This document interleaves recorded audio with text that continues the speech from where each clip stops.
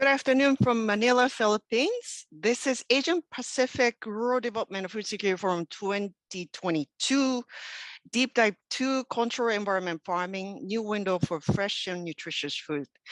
My name is Michiko Katagami from Asian Development Bank headquarters in Manila. Thank you very much for many of you that are participating already. Urban agriculture or control environment farming that we're going to discuss today, we would like to bring in a lot of the practices that is happening as a sort of a public sector initiative, but also the businesses. Urban farming comes in various forms. That there's, I think that many of us are increasingly notice there's a lot of rooftop farmings or windowsills so that at the home at the each of the home apartment or the building that like we have, and I have a little bit of that the farming operation out there, but also the commercial farming and the large municipalities like practicing hydroponics, aquaponics, and also the aeroponics, and that's a gigantic sort of a factory, food factories that is utilizing a lot of the digital technology and also the lot of technical applications for the resource use efficiency and for the serving for the food, urban food consumption. Now, why is this happening? Increasing of the practices of the urban farming, we can think of this urbanization as a one driver, but definitely there's a growing number of the concern about the food safety, how that the food is produced is that the many of the concerns of the growing number of consumers, but also I think from many of us in Asian development, looking at from the angle of the how this urban farming technology can contribute to this the reducing the resources in producing more, and also to reducing the environmental footprint, and also how the resilience of the food system in the making. The pandemic experience is still ongoing in some parts of the world. It teaches us about this, how fragile this food system is, and then having the closer having the production bases close to your home, it adds to another layer of the resilience for the many of the urban consumers. So that's what is driving this incidences. And what we really want to understand now is that how does the promotion of the urban agricultural control farming is working as the public sector investments, as well as the agribusiness, how profitable that is and how it's evolving. We want to learn from the examples of the investors. And then we would like to think and reflect that as how that as a technology or this approach, this business approach is useful for shaping that new resilient and very inclusive food system in Asia Pacific. That's the sort of the motivation of this session today. For this kind of discussion, we have an excellent set of the research speakers. First of all, we're very, very fortunate to have the Agriculture Secretary from the Philippines, Secretary William Dar. I think everybody knows Secretary Dar, so he needs no introduction, but let me highlight a little bit of this achievement that he has done. Secretary Dar is the founding director of the Department of Agriculture, Bureau of Agricultural Research. And he was also serving as a secretary of the Department of Agriculture during 1998 to 1999, during which time the Philippine agriculture showed a tremendous growth spurt of up to 9.6%. And also the current position as agriculture secretary, he started in 2019. He's been promoting the vision of the food secure and a resilient Philippines. And also there is a famous agenda of the One DA reform agenda. So let's hear a lot from the Secretary Dar about what he does, what he's promoting in the urban agriculture sphere, and how he envisioned how he would like to see the future of agriculture in the urban areas in Philippines. Secretary Dar.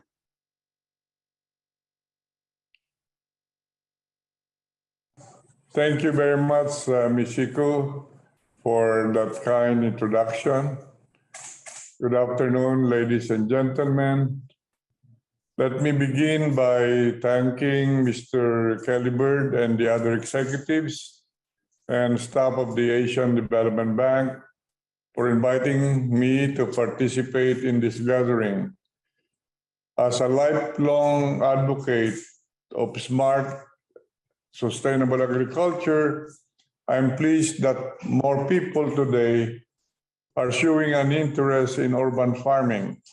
This afternoon, I'd like to speak to you about the Philippine government's experience with this now widespread practice, which will steer us towards our long-term goal of food security, towards food sovereignty. In so doing, I hope to share some of the most important lessons we have learned from our successful urban farming program over the past 2.5 years. As was the case of many governments in the developing world, the Philippine government's urban farming initiative gained greater support both from civic organizations and local governments during the height of the pandemic. Some 51 million Filipinos live in urban communities throughout the islands. Millions of them are poor and unable to afford sufficient food. Urban and peri-urban agriculture represents vast livelihood opportunities for populations with no immediate access to agricultural lands. As the Philippine population grows, so does the pressure to produce enough affordable food for the poor. This happens as rapid urbanization claims more and more farmlands across the Philippine Islands, and the consequences of climate change hamper both food production and the logistics of food distribution. Geopolitics will drastically alter the food landscape as well. We are seeing it unfold right now as Russia's invasion of Ukraine triggers commodity shocks, global inflation, and deficiencies in farm input supply. Plant and animal diseases could wreak considerable damage. We cite here the ravages of the African swine fever in the Philippines, which undermine the entirety of our achievements in the agri-fishery sector in official statistics. Because of ASF, the entire sector posted some contraction, whereas it could have exhibited undeniable growth absent the hog disease. The Philippine Department of Agriculture's National Urban Agriculture and Peri-Urban Agriculture Program, or NUPAP, is thus designed to achieve 4 goals. First, the program forms part of a larger effort to address food shortages in the country, particularly in poor urban communities. Second, we want to ensure an adequate supply of readily available and nutritious food within the community. Third, while urbanization is generally regarded as one of the biggest threats to biodiversity, environment-friendly, sustainable agriculture in towns and cities can boost the abundance and diversity of wildlife. And fourth, we want to stabilize food prices and limit food inflation, even as we help the urban poor earn some extra income from selling the food they produce. We thus embrace this as a priority policy and program in the Department of Agriculture. We want to further scale it out and scale up as we go into the second phase of the President's Plan Program, Part 2. We believe that urban agriculture program will outsize contributions to overall farm output.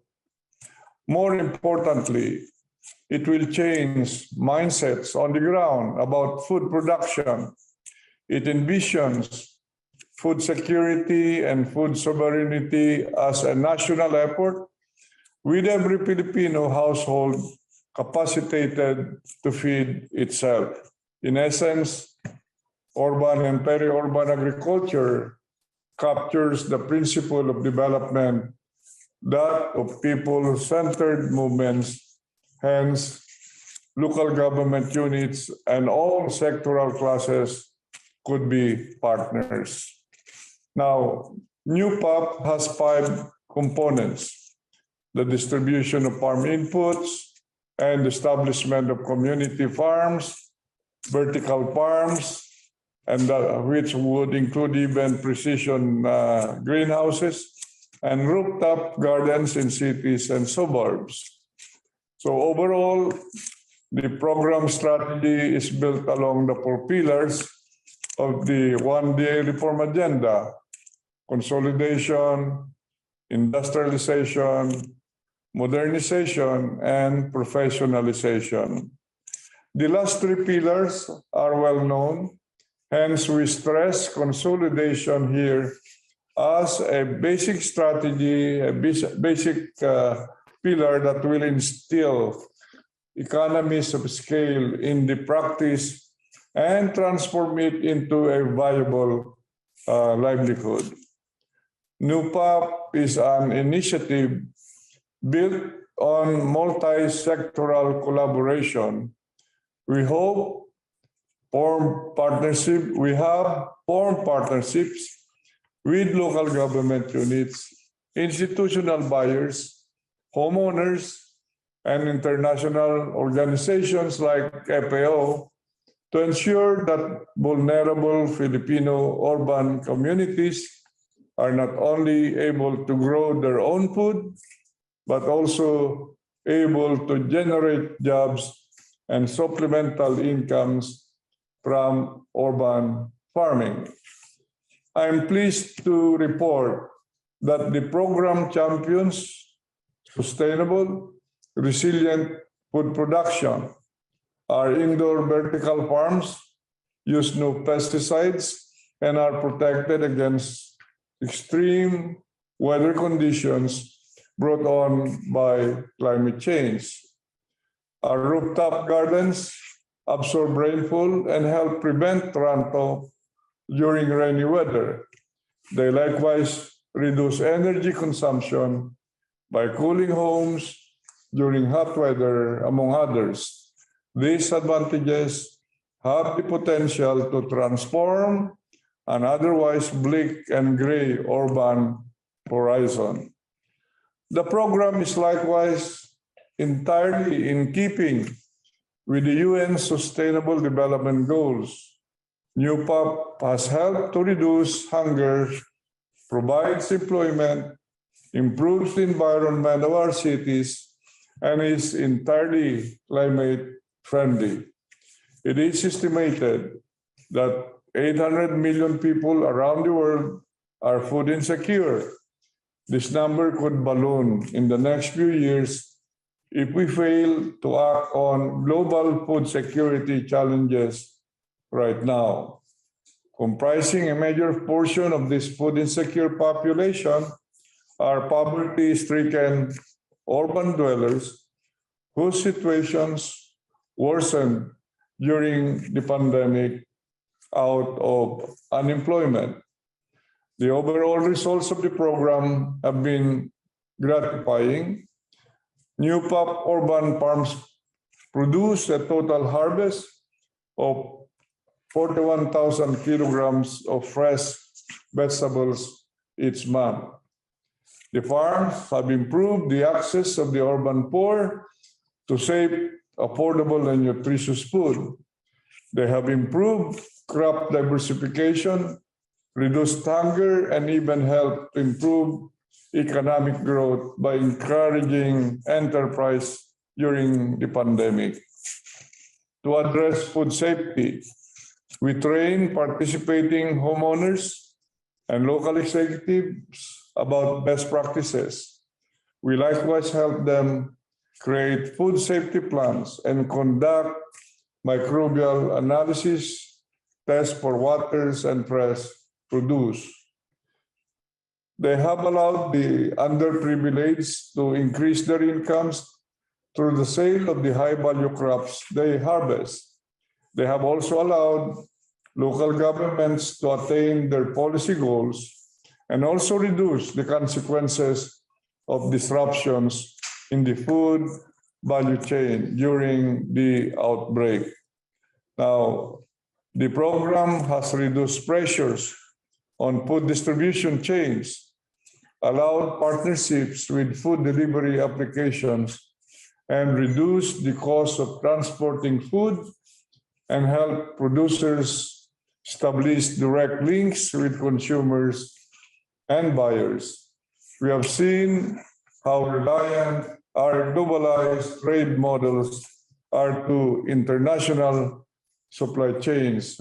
In times of crisis, we can mitigate the impacts of food supply chain disruptions with urban agriculture as a buffer mechanism.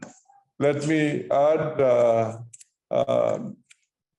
that the one additional area that have been mentioned in this deep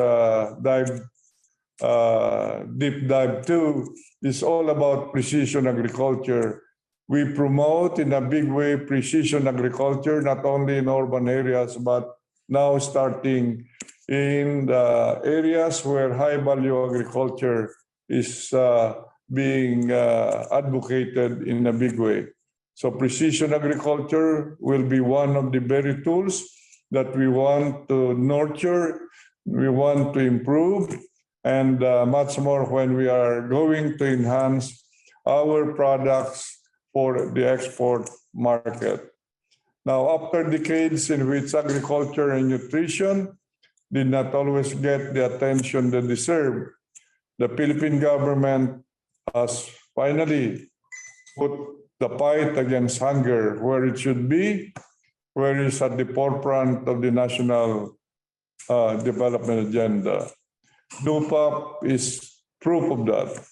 Urban agriculture increases access to healthy, safe, affordable, fresh produce, and provides urban communities with opportunities to learn about nutrition and growing food.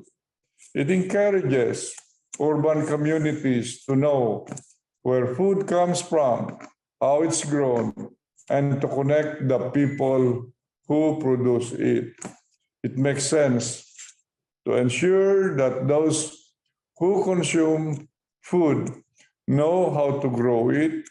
Only then can Filipinos take to heart what food sovereignty or freedom to determine and control the supply of food available to themselves really means.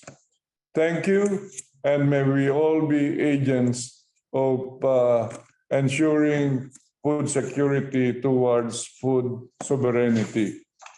Mabuhay. Thank you so much, Secretary Dar, for the insightful, that's very concise the presentation.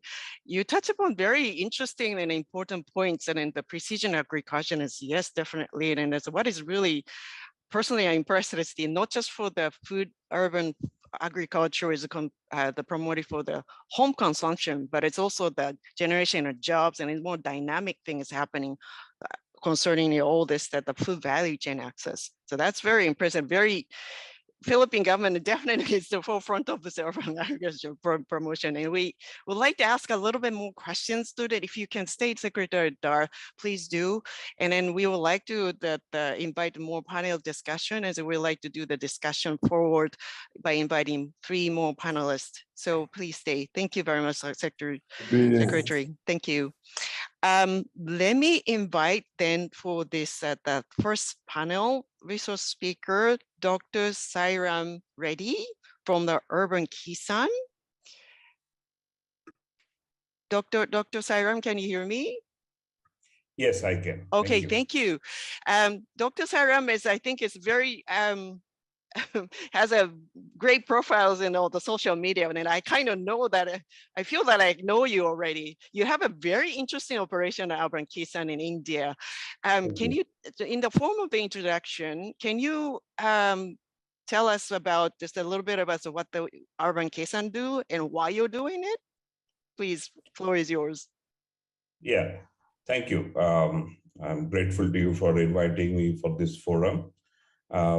Yes, see, Urban Kisan is formed with a great cause because we noticed that most of the food what we eat in urban areas is in fact either heavily contaminated with the heavy metals. As this food is being grown in urban and peri-urban regions where it is highly polluted with either industrial effluents or run out from the the urban sewerages. This is the water and soil being used. So this contaminated soils and water is being used to grow this food, and this food is carrying very toxic heavy metals like arsenic, lead, and many other toxins. So as most of the greens especially come from the the farms which are grown in the peri-urban areas, as it is highly perishable, you can't transport from long distances, though a lot of land is available in countries like India, but the cities are densely packed and the needs are served primarily from the peri-urban regions. So that's what actually we are eating. So what is the other alternate ways and means to really address this challenge? So when we were exploring this, the issue, we see, of course, rooftop gardening and soil-based backyards, and these are the solutions. But it comes with its own packages, like it makes you stick to your garden. If you have to go on vacation or if you have to go on a function, that's a challenge for us to someone has to stay back or and do something and to handle that. So that's where we see this hydroponics or soilless cultivation or precision home gardening as a suitable solution. So then that's where we stepped into this field and then started developing a few solutions. Primarily started our activities with the balcony kits and then roof garden kits. So then we started expanding our operations, building farms in the roof gardens and building farms in the peri-urban areas. So we started our activities with the leafy greens and basically in balconies, and now we are growing almost all the vegetables for our tropical country needs in the urban and peri-urban areas.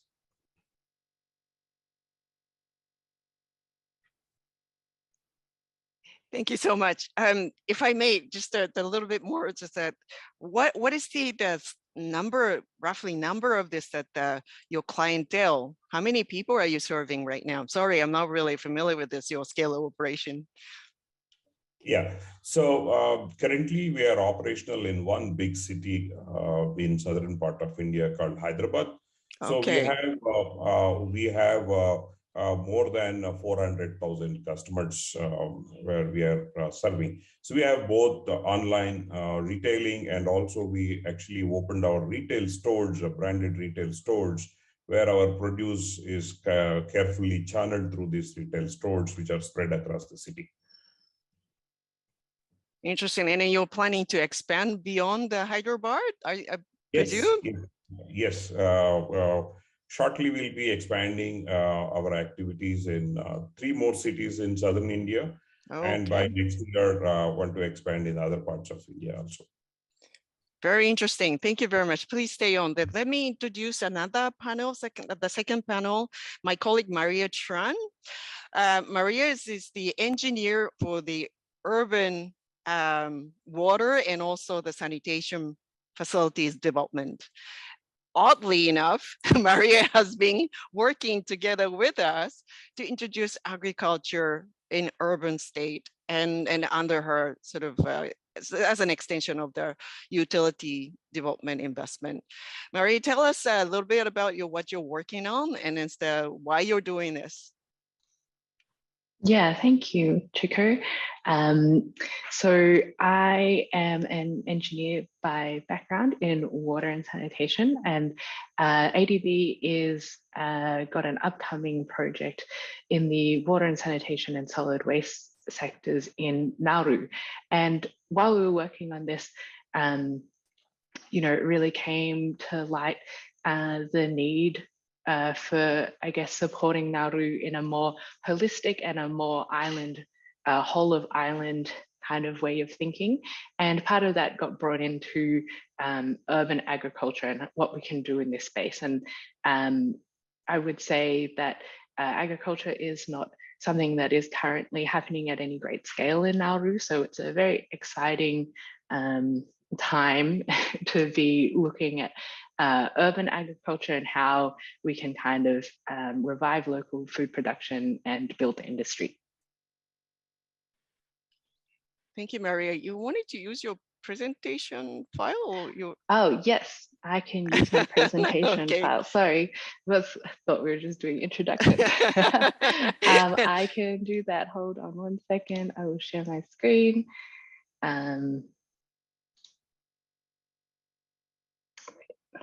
Sorry.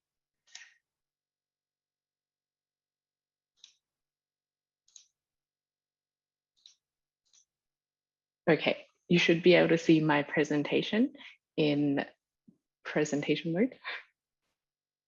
Yes, the one with the notes. Maybe you want to with the notes? Yes.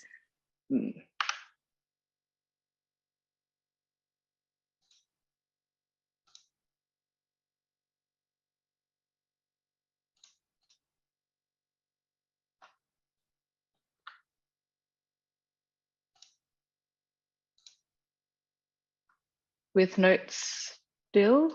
Nope. You can just do with the notes. But anyway, we can see it. And please go ahead. Oops. No problems.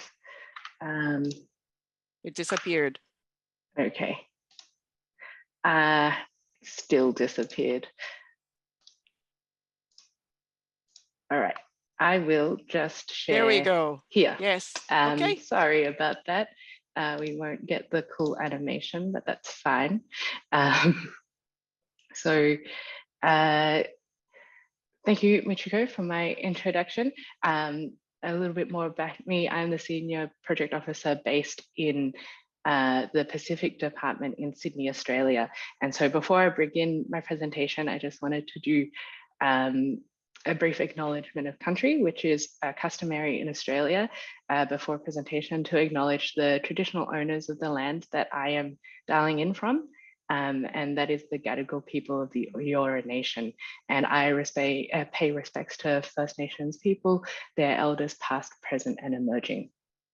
So I guess today I wanted to engage with you a little bit about how ADB is looking to urban agriculture as one part of a more holistic approach to addressing key development issues in Nauru. To set the scene, there's the Pacific, and that's a region that faces many unique and varied challenges, including small populations, small land areas, dispersion, isolation, as well as heightened exposure to disasters and the effects of climate change. So Nauru, here you can see we are focusing on today, is one of the world's smallest countries, and it is the smallest in the South Pacific Ocean. It's only 21 kilometers squared, and it has a population of just under 13,000 people. Even amongst Pacific countries, Nauru has its own unique challenges and characteristics. You can see here from the map that the island is made up of a low-lying kind of coastal plain that's depicted in the yellowish color, and that surrounds an elevated plateau in orange. Going around the whole island in light blue is a shallow reef that sits exposed during the low tide. So the majority of the population lives in that coastal plain in the yellow shaded area, meaning that 100% of the population is actually urban. That's not as common in, for example, in some other Pacific countries. There's an urban and a rural element where there could be one main island where the majority of the population might sit, or the capital might sit, and then outer lying islands that are kind of classified as more rural. But here in Nauru, the whole country is considered an urban population, and unfortunately, due to phosphate mining, the Central Plateau, which is the part highlighted in orange, is completely barren from the phosphate mining. And you can see that in the top right picture depicted in the slide. So 80% of Nauru is in this state. It's uninhabitable and non-arable. It cannot be inhabited or farmed without extensive and expensive rehabilitation works. And this is just, I guess, a fact of how the geography of the island was made, and how the mining has created these large, really dense limestone pinnacles that make it really difficult to do anything with this area.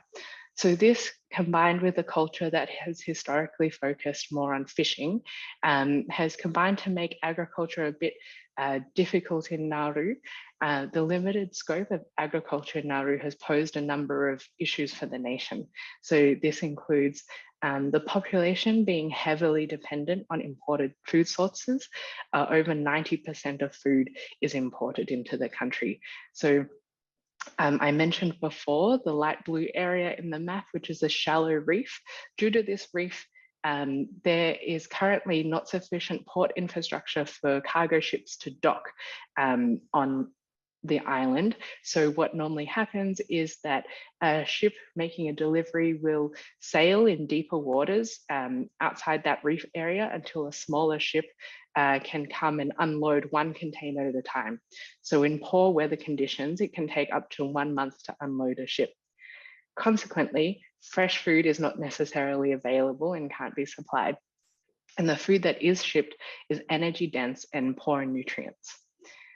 Life expectancy in Nauru is below regional standards, and this contributes a lot to that. In Nauru, the life expectancy for women is 64.8 years, and for men, it's 57.8 years.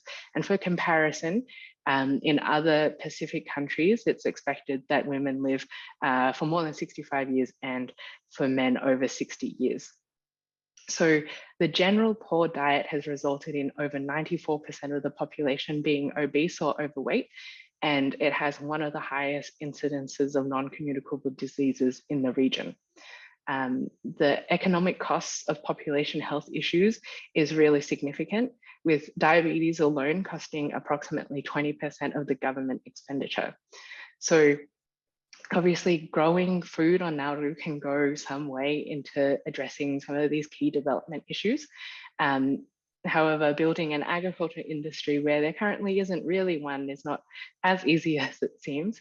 And particularly on Nauru, as with most Pacific countries, customary land practices makes it really hard for governments or people to buy or lease land. So considering that 80% of the land needs to be rehabilitated, and the majority of people live on that coastal plain, which is currently suffering from overcrowding, space is a big issue. And then with climate change, water scarcity will become a bigger issue in Nauru. Nauru already experiences drought, and it relies on rainwater for its water supply, but people can supplement their water supply with desalinated water that can be delivered by trucks to household tanks. However, this can be kind of an expensive exercise. So over the last couple of years, we've seen that an increase of importance needs to be placed on agriculture in Nauru and local food production, especially the disruption of the logistical supply chains due to COVID-19 has really exposed the country's vulnerabilities to food insecurity. And then naturally, this places more importance on local food production. This aligns strongly with the government's priorities of productive land and healthy and productive people, which is clearly stated in their Nauru Sustainable Development Strategy and Nauru's nationally determined contribution. So what ADB is doing is, as I mentioned before, looking holistically at different sectors across the island and working across the whole island to work with government to support these key development goals in country, and then to support resilience and adapt to climate change. We have multiple projects going in the pipeline for Nauru, including a port project, which will help ensure that cargo ships are able to dock and will relieve some of these food insecurity issues. And then a solar power project that will enable reliable power supply. And then, as I mentioned, the upcoming focus on water supply, sanitation, and solid waste. And it's imagined that we can include an urban agriculture component under this investment. At the moment, we are in the early stages of developing a feasibility study, which we hope to pilot then scale. An important part of this work is climate change adaptation. So looking at really efficient ways to use water, the water that we're able to harvest, possibly drip irrigation. We're looking at appropriate technology for the context of Nauru, looking at aquaponics or hydroponics or rooftop gardens to achieve our goals. And we're doing this in partnership with the Nauru Government Department of Climate Change and National Resilience. So we want to pair this with behavior change campaigns to help change the culture around food choices in Nauru as well. So we're hoping that the revival of local food production and enhancing the population health will increase the resilience for Nauru and increase quality of life for Nauruans. And we believe this holistic approach across the whole island and many sectors can make it quite successful. Thank you, Maria, for a very enthusiastic presentation. I can see that Maria is one of the group of this very innovative young ADB's project teams who would like to go beyond the call of this, the municipality facilities or urban or rural, just to get things done for towards the goal of the climate resilience and also the nutrition smart food system development. Nauru is not an easy place to work, but it's been working hit and miss, but we've been doing the trial and errors. And right now we're working with this Indian agronomist who has revised the horticulture industry in Nicobar. So we just trying our best. Everybody's pitching in for this challenging task, and it's a really exciting work. Thank you very much for your presentation.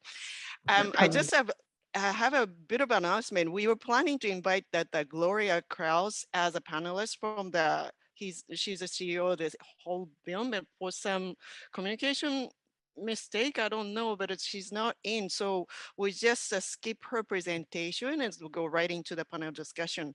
So let me call again that Secretary Dar. There's a lot of questions coming in the Q&A, but so let me ask you one fundamental question. All those important works that you've been doing for the past decade for the urban agriculture and peri-urban agriculture, how is it playing out in terms of scale? Do you see that the future of this, that the urban agriculture and the rooftop and elsewhere, is it going to be the major source of the nutritious and healthy food for the urban consumers, which is growing by days and years? And can you please comment on this? Yes, good afternoon. I am representing Secretary Dar. I am Glenn Panganiban. I'm the director of the National Peri-Urban Agriculture Program of the department. So thank you for joining. Thank you. Yes, yes, ma'am. Okay, about your question about your how do we see it if we can upscale this? Of course, urban agriculture in the Philippines was how can we call that, reignited in 2019 when it was assigned to our office by the good secretary even before COVID. But then after COVID, when it happened, we were really flooded with the interest of the people. They started requesting for seeds, for planting materials, for technical support. So the interest is there. So definitely that's a check already. But regarding the scale, of course, as the other panelists may have mentioned earlier, the challenge for the scaling up of urban agriculture is the space requirement in the cities.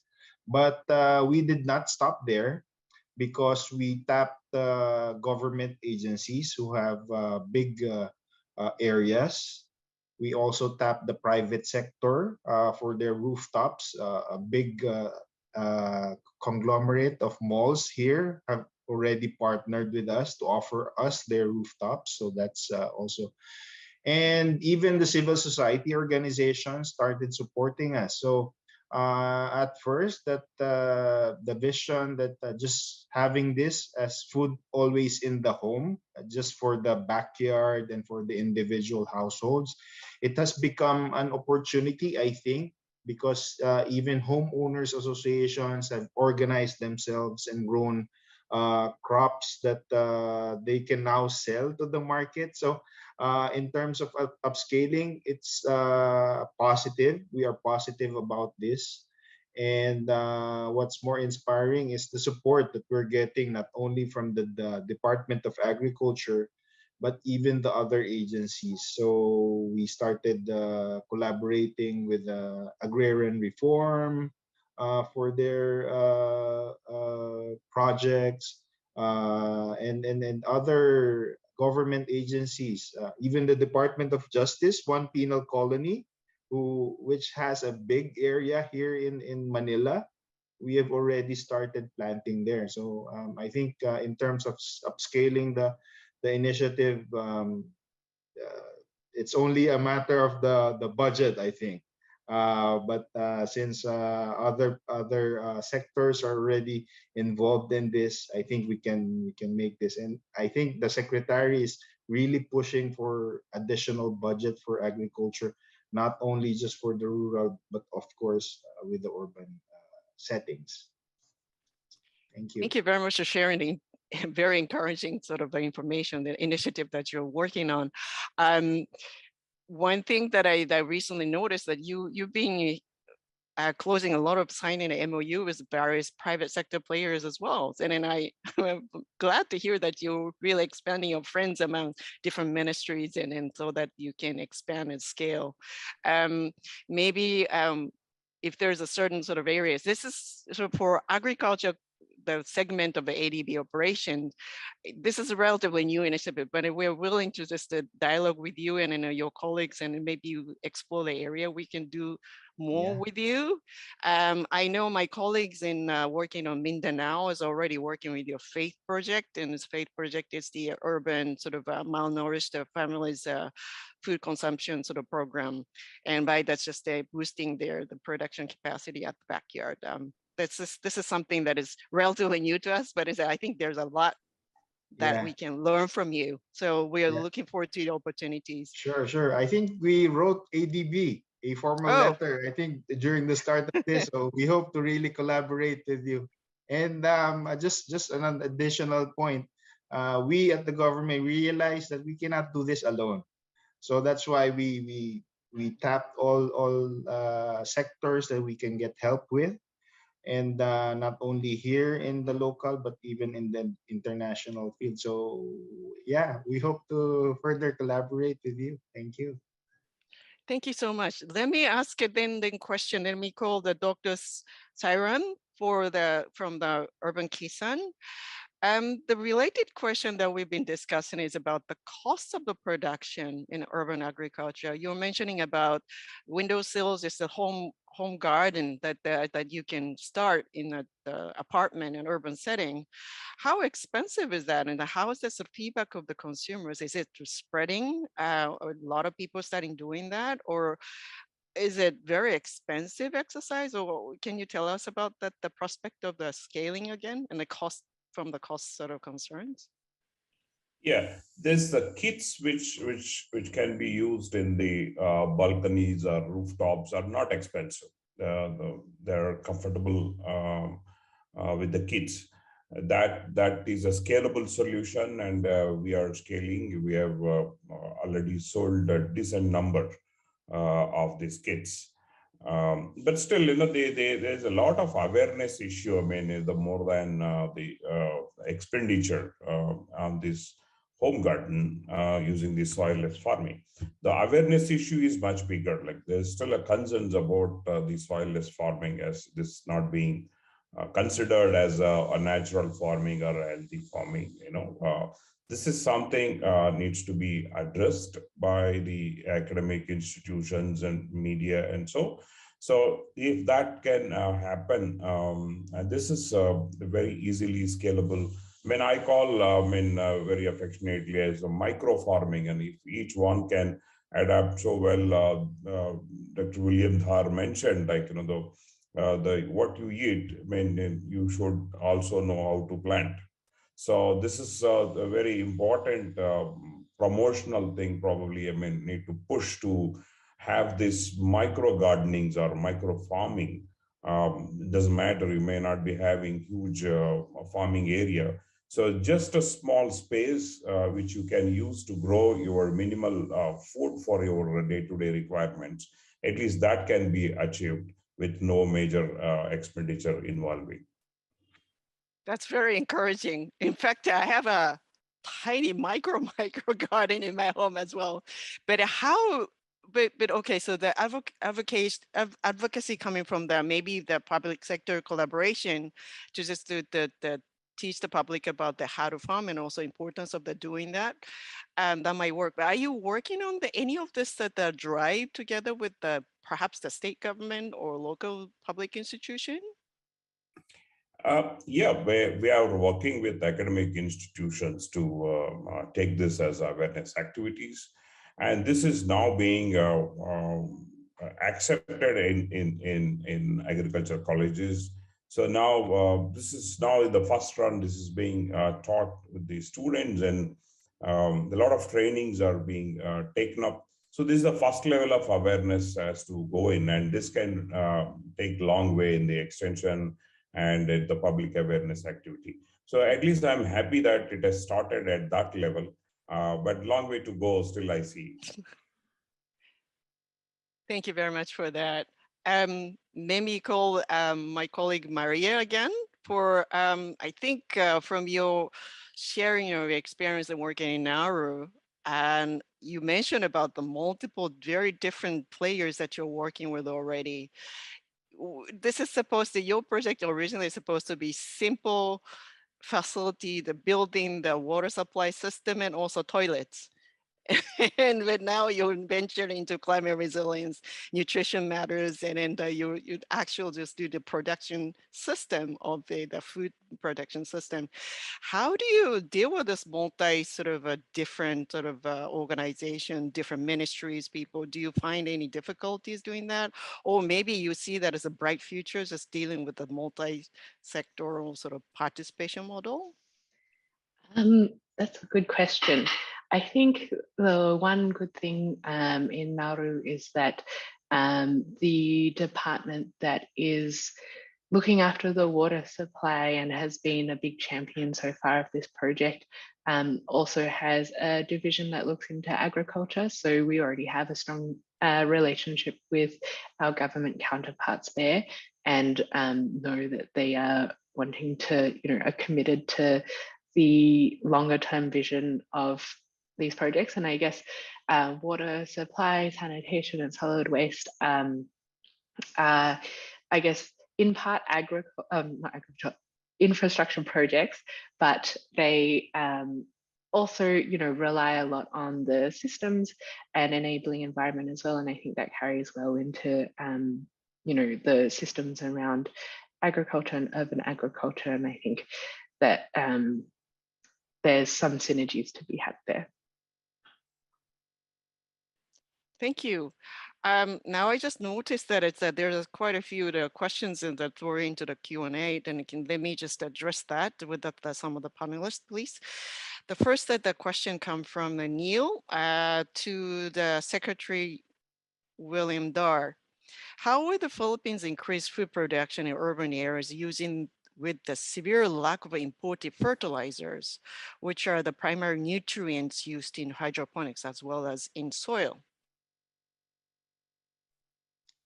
Yes. Okay. To address that question, thank you, Neil. I also typed in my reply actually. But yes, there is a seeming lack of primary inputs for fertilizers nowadays. So here in the urban agriculture program, of course, we also do solid waste management, and I think that helps or complements that because we some of our practitioners or our urban farmers already do composting, so that could at least lessen the dependence on those fertilizers. And of course that's for the soil, but for the local nutrient solutions, we are challenging the academe. Yesterday we were just in UP Los Baños, and the secretary really challenged the academe to produce. Actually, we produce the snap solutions there, hydroponic solutions in UP Los Baños. But I think there are many other academic institutions or private sector that can help us with that, producing their own fertilizers, inorganic or organic, but because we are pushing for that, the balanced fertilization also for even for urban agriculture. Thank you. Thank you for the simple and straightforward answer for this. Thank you. Next question for the Dr. Sairam. One challenge with the urban farming in developing context, developing country context maybe, the question has always been the cost of operation. We touch upon this one, as well as the range of products. How have you been able to address these issues? Range of products, what are the major products that you're promoting to use in the producing at the windowsill on the urban setting, right? Is that just leafy vegetables, or what are the variety that you're promoting? Yeah, so there, even in the cost of production, there are two things involved. One is the cost of setup. The other one is cost of operations. Primary expenditure towards the cost of operations is the power, electricity. So this is where probably, I mean, we request governments to step in and then provide some subsidy for this electricity. I mean, consider this urban farming is also as a farming, so in countries like India, we have subsidized power for farmers. But the similar kind of power subsidy, if it is provided for urban farms, that would be a great support to promote this farming and reduce the cost of production. So when it comes to the range of products, this is another big challenge, and I would like to make a mention here. So currently we are actually producing the spectrum of products, not just leafy greens. We are producing the tomatoes, we are producing the cucumbers, peppers, hot peppers, gourds, and cabbages, broccoli, and many of these things we are producing. But there is a challenge. Having said that, we are doing it. The most of these varieties were not actually bred for hydroponics. They were bred for soil cultivation. They're bred for open field cultivation. And then if we select those crops which are high yielding for open fields, and then that because that's the commercial seed available in the market, and then put them in hydroponic cultivation, there is a challenge. So these are architecture of plant changes and the plant behavior changes. And sometimes you may see the yield advantage, but most of the times we don't. So this is another space where we need to promote breeding for hydroponics, breeding for vertical farming. This is a core area. I mean, unless some research goes in, the breeds come out of such research to facilitate farming in this kind of environment. I don't think this can really work out as we are actually dreaming for. And this is still like a very nascent, because the produce we are still selling at a higher price compared to the produce which is soil grown. It's of course the quality of the produce is good, but primarily it is because cost of production is high, and that can be compensated provided the yields are also substantially increased. So this is the emphasis I would like to give it to you, as you are the one driving this kind of activities, probably influencing the governments and then academic institutions. Thank you. The energy efficiency is always the first sort of issue that you always have to consider. How do you think about this? You mentioned about this variety development, which is valid points, but what about energy efficiency in hydroponics? Is that the space that you can see opportunity to further explore this energy efficiency? Lighting, for that's a very advanced one. It's very efficient in terms of energy efficient already. Maybe it's about the motors and all that. How about use of renewables, or how about use of the solar? What do you think?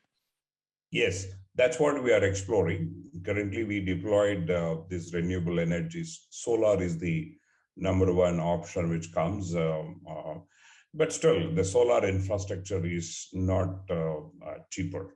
So it's still expensive, and of course we can recover, but the hydroponic setup itself is expensive. On top of it, again, we need to spend on another,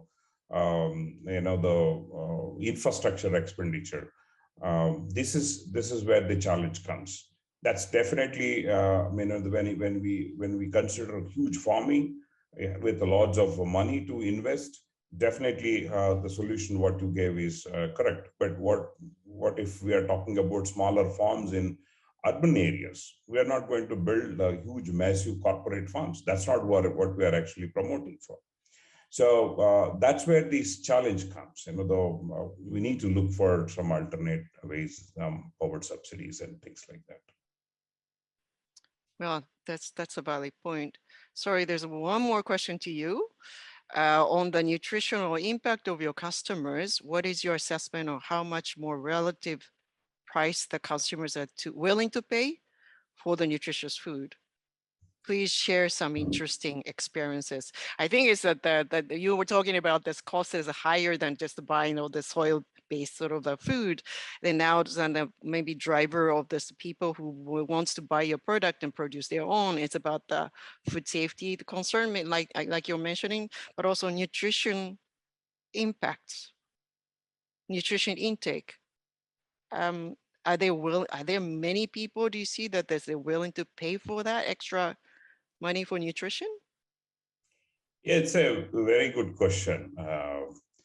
Yes and no.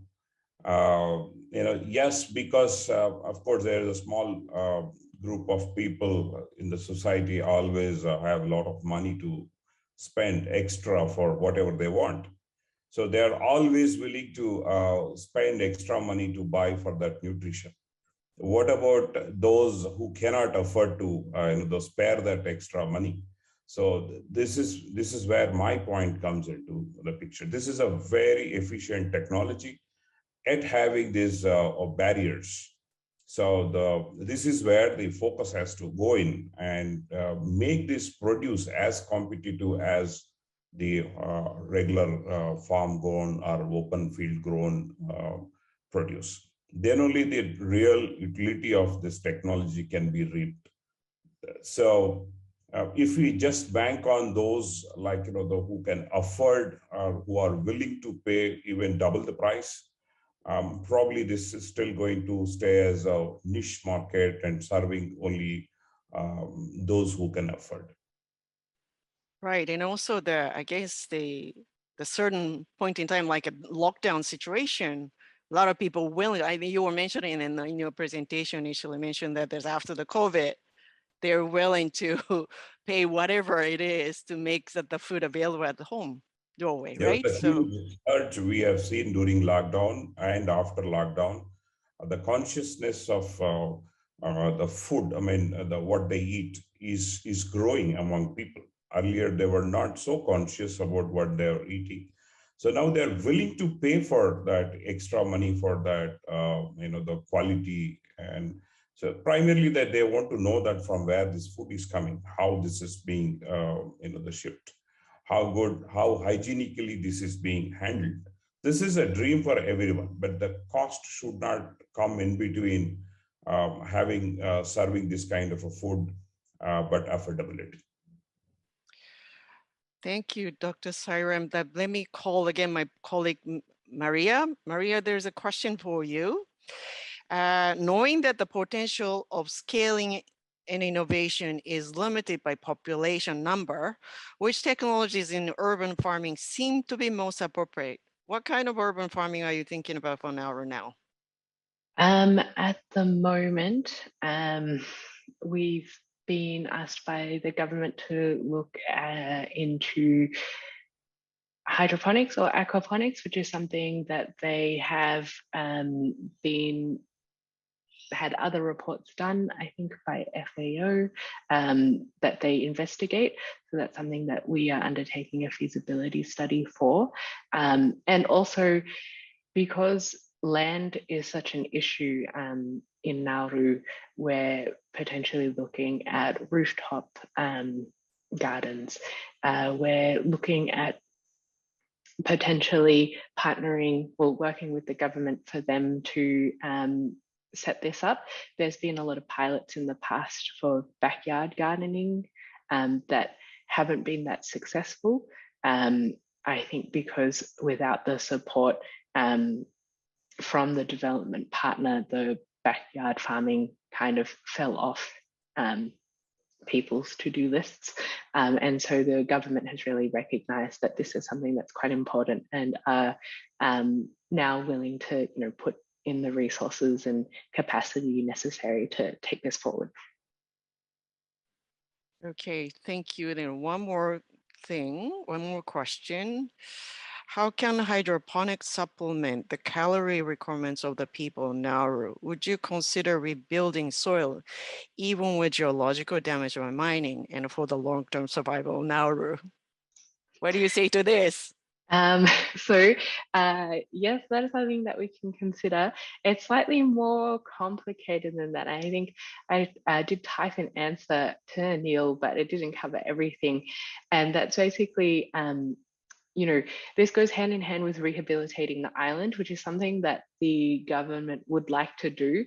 Eventually, due to sea level rise, that coastal plain that most people are living on might be inundated through storm surges. And so there is a wider, push longer term strategy to move the population up onto that plateau. But before that can happen, rehabilitation needs to happen. And that at the moment is costing about $1 million to rehabilitate 1 hectare, which is I know I showed a photo in my presentation, but I don't know if it was very clear, but the land is actually big outcrops of limestone that had phosphate in between. And so before anything can even happen, heavy machinery needs to come and flatten those limestone outcrops before we can do anything with that. And at the moment, it's a bit difficult to get landowners to agree to that because some people see the potential for secondary phosphate mining in the future and they don't want to kind of lose that opportunity. So there's a bit of, yes, we would consider that if we are able to get land and how much of it and where.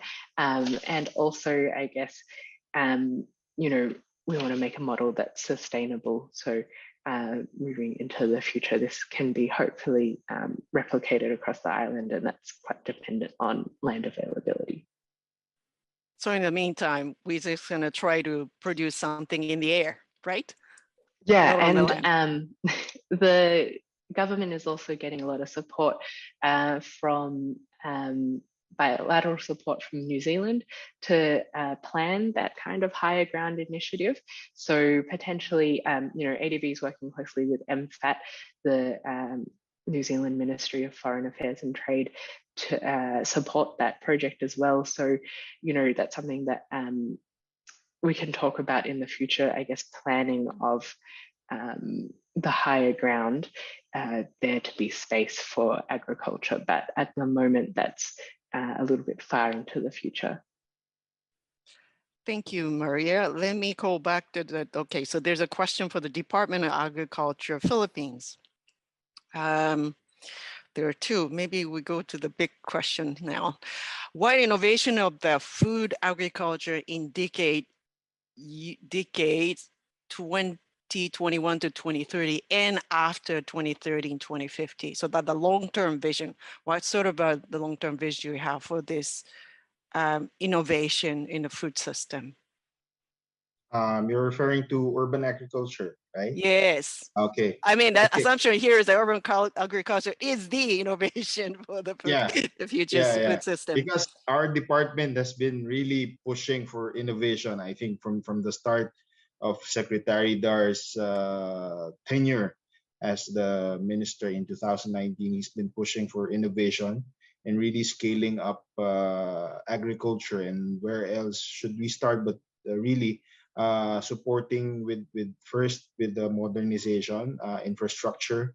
So for urban agriculture, we have been looking at vertical farming now, not just the backyard farming. We've been looking at vertical farming, modernized urban agriculture modules, even the topic earlier, the concern earlier, growing microgreens. You're also looking at that. So really supporting the technologies and the infrastructure, because I think that's the sustainable part of this. I mean, if we invest on something and treat it as an enterprise, also that's one of the investments that we are looking at, is really making urban agriculture as an agricultural enterprise. It's not just gardening, but having it as a livelihood. But because that's where, as I've mentioned earlier, many participants have joined, and many participants also have dropped out. And I think one of the incentives that we have to put here is how do they earn livelihoods? So our vision here in the department, aside from supporting infrastructure and adding funds, technical assistance, also is grouping together or organizing even the urban farmers, so that they can benefit more from the shared facilities of those infrastructures that we are putting in, and realize economies of scale, even if they are only a small patch of land here in the metro. If we can have a network of those lands together and organized and working together, I think that's where the sustainability will come in. So that's I think the investment and the sustainability, the vision that we see for urban agriculture in the future. Of course, climate resilience. I have to add. I was waiting for that. No, so one little more questions to you. There's the person who's asking about if we're interested in starting hydroponics or projects similar to Plan, how or where can we access support? Yeah, I answered this question. I gave the email. Okay, you did. Okay. I can mention it. da.urbanagriculture@gmail.com. We also, that's our specific office email, but in the DA we have a website and we have a Facebook page that you can it's very responsive, and you can also visit us in the office. So we can connect you with the experts, the internal experts here in the department, and also with our partners, our collaborators, because again, government cannot do it alone. So we can help you with other contacts. Thank you so much for that.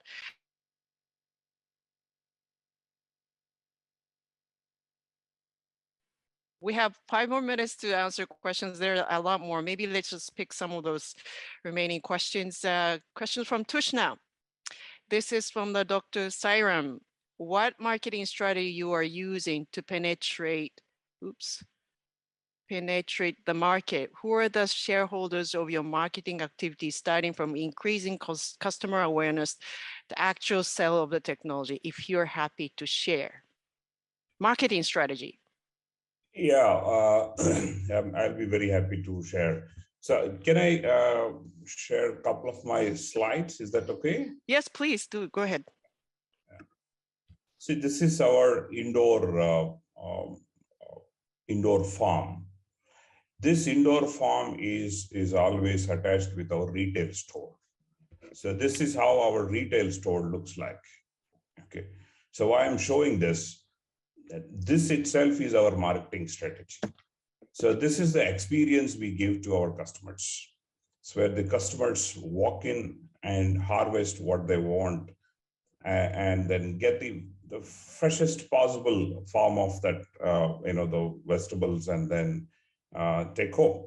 This is our primary marketing strategy. So instead of we talk a lot about it, we wanted to make the customer's experience what it is. So that's one of the reasons why we started these retail stores. These stores are actually the experience locations, and we also have this online the supplies, online orders, and we have the supply partners where what you call the logistic partners, so where this can be door delivered.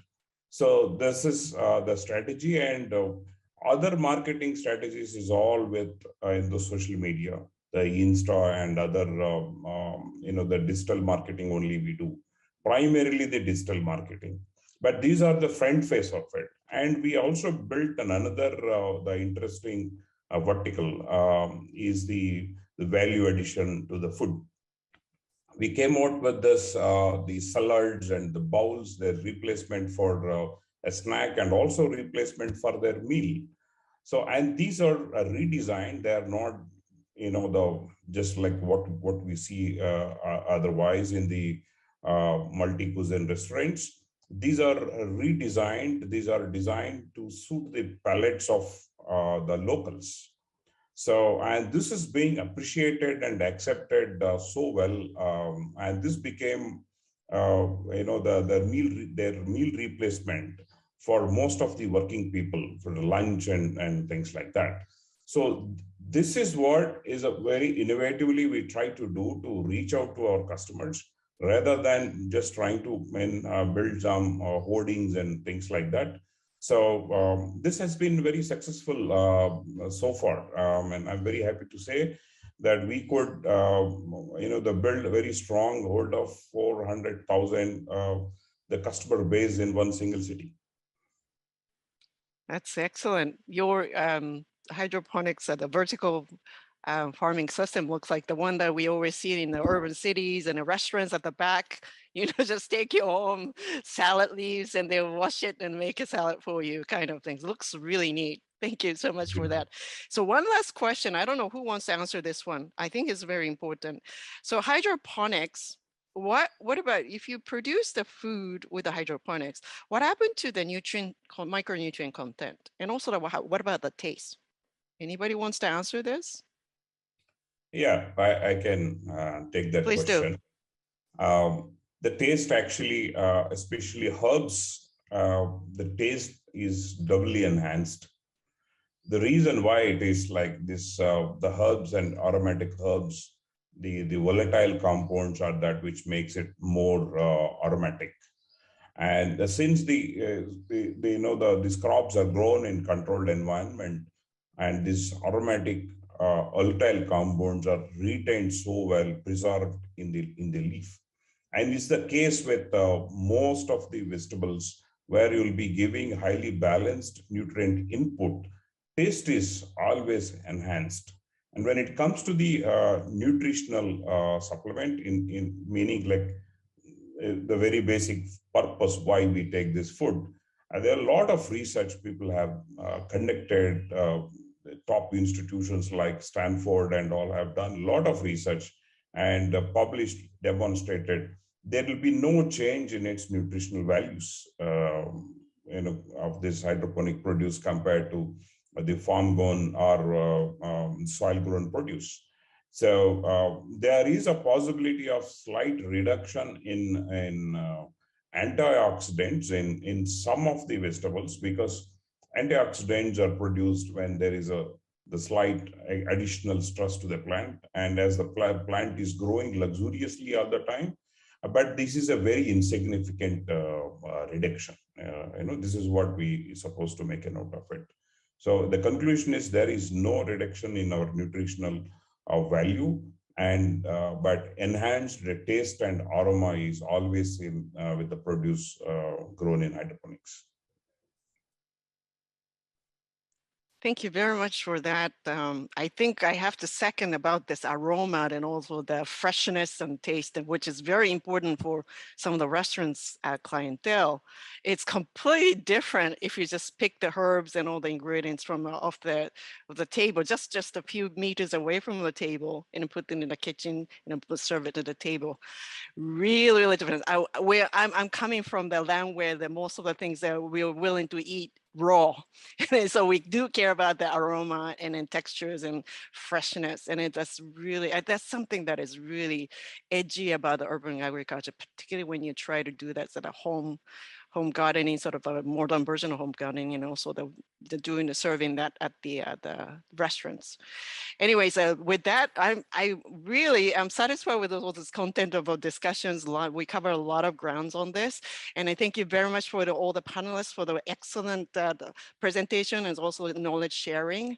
One of the things that I'm sort of really encouraged as one of the group of people that work in ADB to pushing urban agriculture and thinking about how that can serve for the food security, sustainability of the future, and also inclusiveness of the food system. And I'm really encouraged that the Philippines for the spearheading about this government efforts, and maybe provides a very good lessons learned for the other our member countries to follow. Perhaps we would like to continue dialogue with you. And then also we would like to expand the sort of the group of people. Maybe next time around, we can just bring a lot more just that the diverse group of people and then discuss. So maybe within a day or two, the workshop face to face. Maybe that's the right way to go. And maybe at the urban farming system. That'll be a great idea, don't you think?